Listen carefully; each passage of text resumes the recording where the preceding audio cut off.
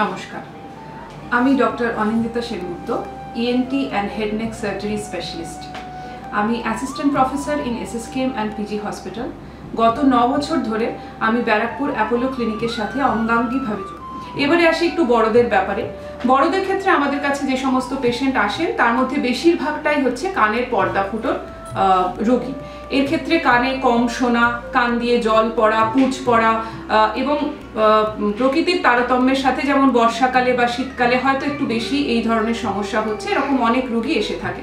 এর ক্ষেত্রে কানটা শুকনো করার পর আমরা টিম্প্যানোপ্লাস্টি বা পর্দা লাগানোর অপারেশন করে থাকি। এটা খুব সূক্ষ্ম একটা অপারেশন এবং ডে কেয়ার পদ্ধতিতেই অপারেশন করা সম্ভব। যেদিন পেশেন্ট আসবেন ওই দিন মাইক্রো সার্জারি হবে, ওই দিন ছুটি হয়ে বাড়ি চলে যাবে।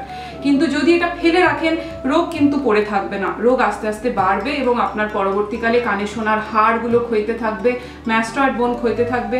সুতরাং খুব উচিত যে ঠিক সময়ে এসে এটা চিকিৎসা করানো। সেম একটা সমস্যা আছে যেটাতে কোনো রস হচ্ছে না কিন্তু শুনতে অসুবিধা হচ্ছে। সাধারণত মহিলাদের হয়, সাধারণত দুটো কান অ্যাফেক্টেড হয় এবং খুব ধীর গতিতে আস্তে আস্তে শ্রবণ শক্তি চলে যায়। এটাকে আমরা বলি ওটোস্ক্লেরোসিস। এটাও একটা খুব সামান্য মাইক্রো সার্জারি, প্রায় ডে কেয়ার পদ্ধতিতে এটাও সম্ভব, স্টেটিস সার্জারির মাধ্যমে এটা করা সম্ভব। শেষে বলি বয়স্ক লোকেদের জন্য, যাদের বয়স বাড়ার কারণে ধীরে ধীরে শ্রবণ শক্তি কমে যাচ্ছে, এরাও যদি আমাদের কাছে সময় মতো আসেন তাহলে ঠিক বয়সে ঠিক মেশিন ব্যবহার করা সম্ভব এবং তারও আগে যদি আসেন তাহলে এটা প্রতিরোধ আমি বলবো না, কিন্তু অনেকখানি ঠেকিয়ে রাখা সম্ভব শুধু ওষুধের দ্বারাই।